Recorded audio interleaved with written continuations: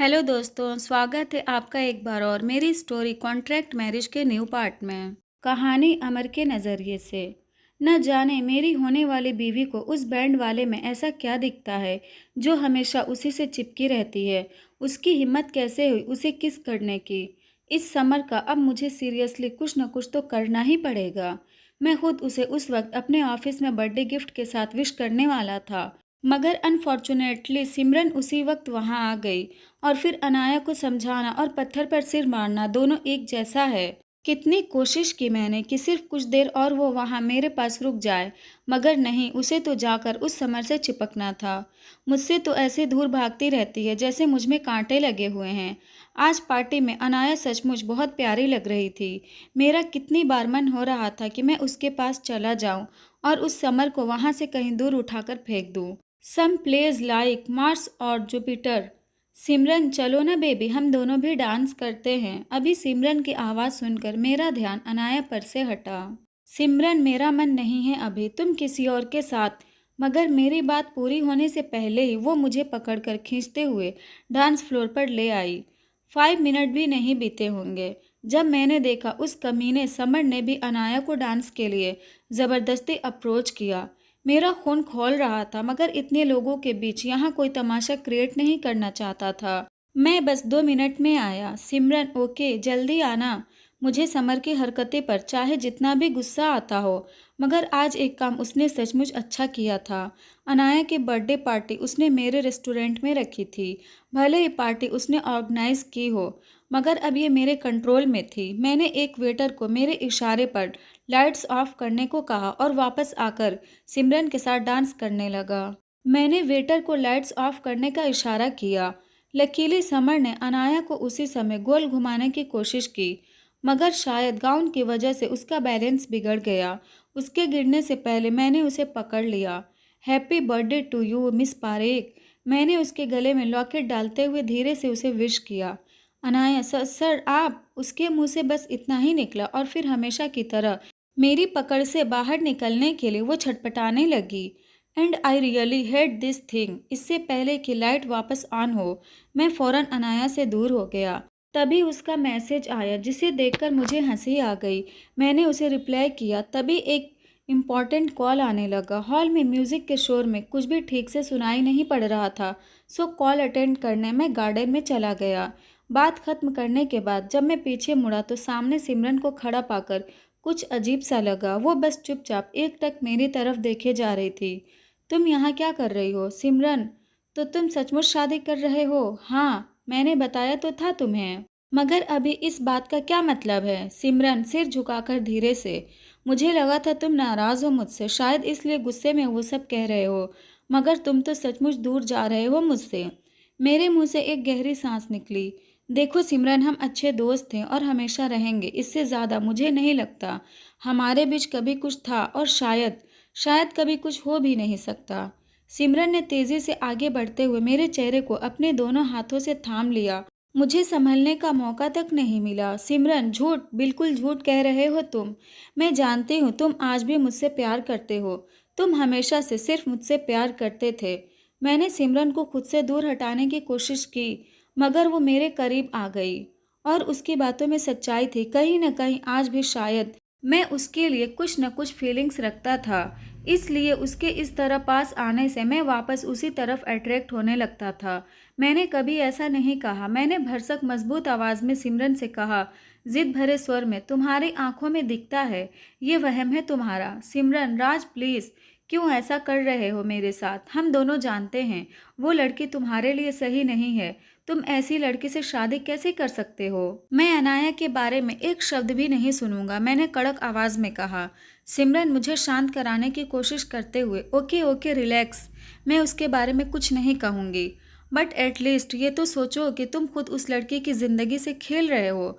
तुम कभी उसे प्यार नहीं कर पाओगे, क्योंकि तुम आज भी मुझसे प्यार करते हो। और मैं राज, मेरा क्या होगा? मैं कैसे रहूँगी तुम्हारे बिना? यह ख्याल तुम्हें एक बार भी नहीं आया?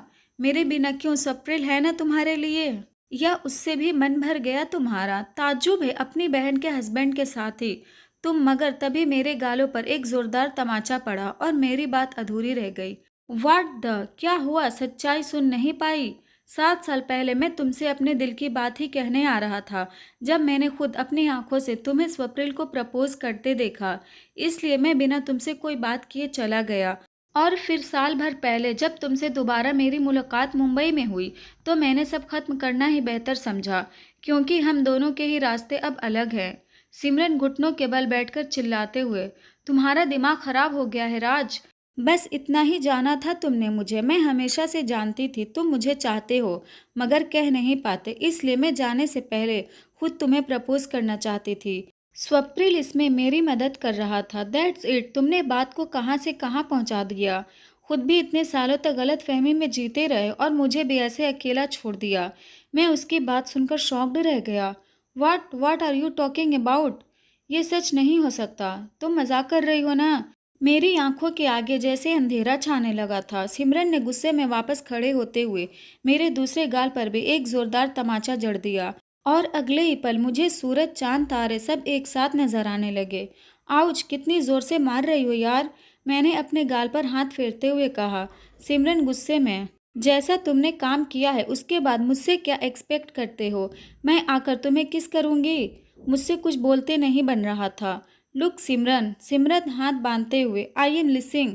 Okay, I am sorry. इतना सुनना था कि एक बार फिर सिमरन का हाथ घूमा, मगर इस बार मैंने फुर्ती दिखाते हुए उसे पकड़ लिया। सिमरन ने गुस्से में मुझे घूरा और जवाब में मैं बस मुस्कुरा दिया। लुक, मैंने उस वक्त जो कुछ भी देखा बस उस पर भरोसा कर लिया। यही मेरी गलती थी। But it's too late now. I am engaged. Simran ने रुआंसा होते हुए कहा, ऐसा मत बोलो राज, एंगेजमेंट ही तो हुई है, वो टूट भी सकती है। वैसे भी इस एंगेजमेंट के बारे में कितने लोग जानते हैं, और फिर ये मैरिज तुम दोनों के ही करियर के लिए सही नहीं है। तुम अब भी इसे तोड़ सकते हो। तुम अब भी इसे तोड़कर मुझसे एंगेज्ड हो सकते हो। तुम चाहो तो क्या नहीं हो सकता। सिमरन, ये डिसीजन हमारे पेरेंट्स ने लिया है। मैं बिल्कुल हेल्पलेस हूँ इस मामले में, बट आई प्रॉमिस मैं पापा से बात ज़रूर करूँगा। ओके, मैंने उसके बालों को सहलाते हुए कहा। उसने हाँ में गर्दन हिलाई और तसल्ली के साथ मेरे गले से लग गई। मेरे मन में जैसे सुनामी सी आ गई थी।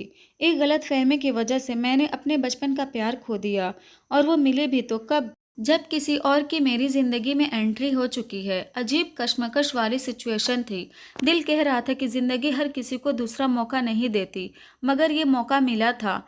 ऐसे में अब अपने बचपन के प्यार को खुद से दूर जाने देना बेवकूफ़ी होगी। मगर उसी दिल के किसी कोने में रह रहकर अनाया की तस्वीर भी उभर रही थी, कभी गुस्से में, कभी झगड़ते हुए, कभी हंसते मुस्कुराते तो कभी रोते हुए, और फिर न चाहते हुए भी मेरे होठों पर एक मुस्कुराहट फैल गई। अंदर पार्टी शायद खत्म हो चुकी थी। एक एक करके सारे गेट्स बाहर आने लगे थे, और तभी मिस्टर पारेख और अनाया के साथ समर भी बाहर आया। अनाया ने अपना हाथ उसके हाथ में फंसा रखा था। ये देखकर एक बार फिर मेरी मुट्ठियां कस गई। राज, तभी किसी ने मेरे पीछे से नाम पुकारा, और सिमरन झट से मुझसे अलग हो गई। गार्डन के छोर से तनु चली आ रही थी। तुम यहाँ क्या कर रही थी? मैंने उससे पूछा। तनु बस यूं ही टहलते चली आई। अंदर शोर में मुझे परेशानी हो रही थी। मैंने उसकी आंखों में झांका, जहां मुझे दर्द नजर आ रहा था। कुछ दिनों से मुझे फील हो रहा था कि मेरी बहन मुझसे कुछ छुपा रही है। सिमरन, मुझे भी अब चलना चाहिए, काफ़ी देर हो गई है। तनु, तुम हमारे साथ घर क्यों नहीं चलती?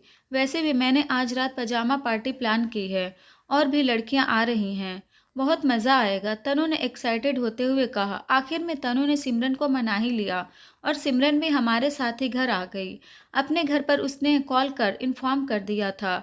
सारी लड़कियां नीचे मस्ती करने में लगी हुई थी, और मैं ऊपर अपने कमरे में आ गया। मैंने एक नज़र घड़ी पर डाली। रात के 11 बज रहे थे। नेक्स्ट वीक होने वाले टेस्ट के लिए मुझे क्वेश्चन सेट करने थे। साथ ही स्टूडेंट्स को अच्छी तरह सारे चैप्टर्स क्लियर करने के लिए प्रोजेक्ट्स भी तैयार करने थे। मैं उसी काम में लगा हुआ था। कभी कभी मुझे लगता है कि प्रोफेसर होना वाकई बहुत झंझट वाला काम है, जो रात को मुझे अगले दिन चैप्टर्स के लिए तैयारी करनी पड़ती है, जिससे रोज़ सोने में देर हो जाती है। फिर सुबह जल्दी जाकर स्टूडेंट से भी पहले कॉलेज पहुंचना पड़ता है। फिर वहां पहुंचकर पूरे दिन तरह तरह के स्टूडेंट्स के साथ डील करना पड़ता है, और इन स्टूडेंट से इतना भी नहीं होता कि वो क्लास में शांति से पढ़ाई पर ध्यान लगा सके। उसके लिए भी पूरा दिन उन पर चिल्लाते हुए गला खराब करना पड़ता है। So if you are reading this, please be nice to your professor. हालांकि अब मुझे थकावट होने लगी थी, मगर काम भी ज़रूरी था, सो मैंने एक बार अंगड़ाई ली और वापस काम में जुट गया। मगर तभी नीचे से तनु के पुकारने की आवाज़ आई, राज ज़रा नीचे आना। अब इसको क्या चाहिए यार? मैं मन ही मन बड़बड़ाया, Tanu, Raj, are you listening me? Calm down now, I am busy, मैं नहीं आ रहा, मैंने ऊंची आवाज़ में कहा और वापस काम में लग गया। तनु चिल्लाते हुए, आई एम वार्निंग यू, अगर तुम अभी के अभी नीचे नहीं आए तो मैं खुद ऊपर आ जाऊंगी और तुम्हें घसीटते हुए नीचे लेकर आऊंगी। ये सुनते ही मेरे हाथ रुक गए और मैं तुरंत कुर्सी छोड़कर खड़ा हो गया। आप लोगों को बता दूं कि मेरी ये प्यारी बहना कभी कोरी धमकी नहीं देती। अगर उसने कहा है कि वो मुझे घसीटते हुए नीचे लेकर आएगी तो वो बिल्कुल ऐसा ही करेगी। नो नो नो, आप गलत समझ रहे हैं। वो मुझे हाथ से नहीं पैरों से पकड़कर घसीटते हुए नीचे लेकर जाएगी। सो मैंने अपनी जान बचाने के लिए नीचे चले जाने में ही अपनी भलाई समझी। फाइन, आई एम कमिंग, मैंने झल्लाते हुए कहा और नीचे की तरफ चल दिया। आई बेट मुझे किसी बेहद फालतू काम के लिए ही नीचे बुलाया जा रहा है। सीढ़ियों से उतरते हुए मुझे लड़कियों के हंसने की आवाज़ें आ रही थी। तनु वहीं सीढ़ी के ही पास खड़ी थी। तनु, कितनी देर लगती है तुम्हें नीचे आने में? काम क्या है? मैंने बिना कोई जवाब दिए बस सवाल दाग दिया। तनु, हाँ, एक काम करो, मेरे फ्रेंड्स को इंटरटेन करो जब तक मैं समोसे बना रही हूँ। देखा, मैंने कहा था ना, मुझे ऐसे ही किसी बेहुदा काम के लिए नीचे बुलाया गया होगा। ओफ ये girls, what are you serious? मैं क्या तुम्हें कोई जोकर लग रहा हूँ जो इन लड़कियों को इंटरटेन करूँगा? मैंने झल्लाते हुए कहा। तनु प्लीज़ ना भाई, बस थोड़ी देर, जब तक मैं समोसा बना रही हूँ, फिर तुम चले जाना। तनु, हमारे घर में दर्जनों नौकर हैं, तुम उनसे भी समोसे बनवा सकती हो। एंड बाय द वे, आधी रात को समोसे कौन खाता है? तनु, बिना समोसे की पार्टी भी कोई पार्टी है? और इन सबको मेरे बनाए समोसे ही पसंद है, राइट गर्ल्स? सब एक साथ, ऑफ कोर्स। तनु मुंह बनाते हुए, सुन लिया, मेरे गेट्स को कोई तकलीफ नहीं होनी चाहिए, समझे? ओके गर्ल्स, मैं यूं गई और आधे घंटे में आई। सारी लड़कियां वापस हंसने लगी। सिमरन भी वहीं बैठी थी। मेरी समझ में नहीं आ रहा था मैं क्या करूं, सो मैंने टीवी का रिमोट उठाते हुए पूछा, ओके, क्या देखना पसंद करेंगी आप सब? मोनिका हंसते हुए, अपनी शर्ट उतारो और दर्दे डिस्को सॉन्ग पर डांस करो, हमें तुम्हारा डांस देखना है। इतना सुनना था कि सिमरन मुंह दबाकर हंसने लगी। मैंने उसे घूरकर देखा। मैंने उसकी बात को इग्नोर करते हुए कहा, यहाँ बहुत सारी अच्छी मूवीज़ भी हैं, हॉलीवुड या बॉलीवुड, जो भी आप सबको पसंद हो मैं लगा देता हूँ। मैंने काफ़ी सारे मूवीज़ के नाम भी सजेस्ट किए। सोनिया, ना, मुझे तो राज के डांसिंग ही देखनी है। व्हाट से गर्ल्स? सब एक साथ, of course.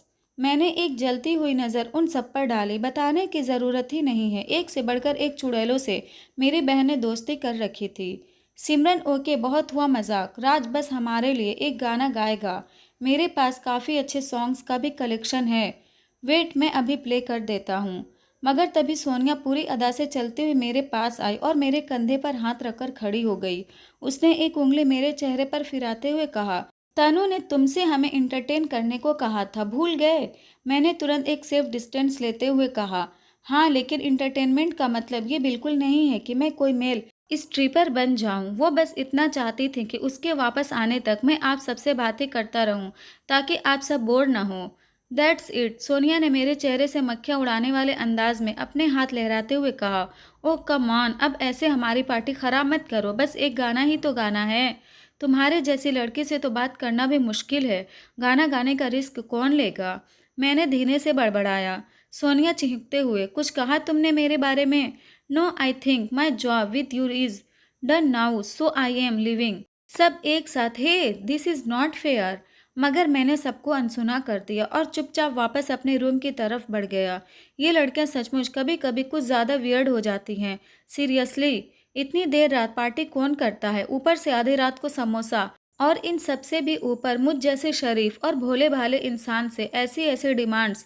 God please save me. अपने रूम में आकर मैंने शर्ट उतार कर एक तरफ फेंकी और सीधा बेड पर लेट गया। इस वक्त मुझे नींद की सख्त ज़रूरत थी, मगर काम करना भी ज़रूरी था। सो घड़ी में मैंने 12:30 का अलार्म सेट कर दिया। दोबारा काम पर लगने से पहले मैं थोड़ी नींद लेकर फ्रेश हो जाना चाहता था। अभी 10 मिनट्स ही हुए थे कि मुझे अपने सीने पर कुछ हलचल सी महसूस हुई। इसे अपना वहम समझकर मैंने वो जो कुछ भी था उसे झटक दिया।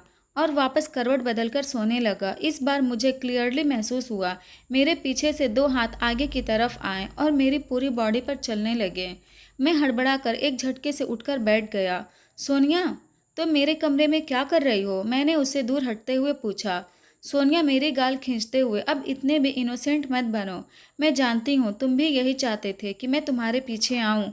What the hell, get out of my room now.